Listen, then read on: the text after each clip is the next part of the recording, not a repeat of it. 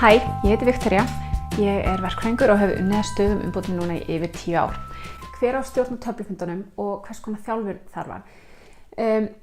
Töflustjóri er einhver, sérstaklega í byrjun, sem er vanur að stjórna fundum.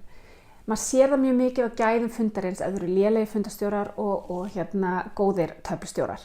Það sem skiptir mestu máli er að halda dýnamíkinu uppi. Þetta eru fundir þar sem við erum að reyna að leysa vandamál og koma hlutum í farveg. Ef að töflustjórinn er ekki að fatta það, þá þurfum við mögulega að þjálfa hann betur eða skipta um. Ég hef haft það þannig að töflustjóri er sá sami kannski 6 mánuði og svo er einhver varatöflustjóri. Þannig að það er alltaf einhver sem tekur fundinn þótt að töflustjórinn sé í burtu.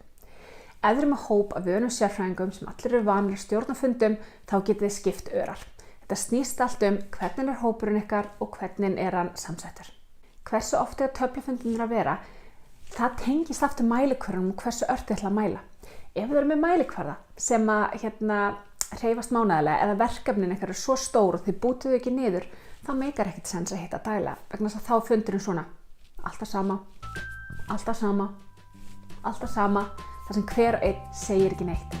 Þannig að ef þið viljið hittast daglega þá verður að tryggja að þið brjótið niður verkefnin og mælikvarðana niður í þannig þætti að það sé eitthvað gerast á hverjum degi. Auðvitað eigum við að reyna að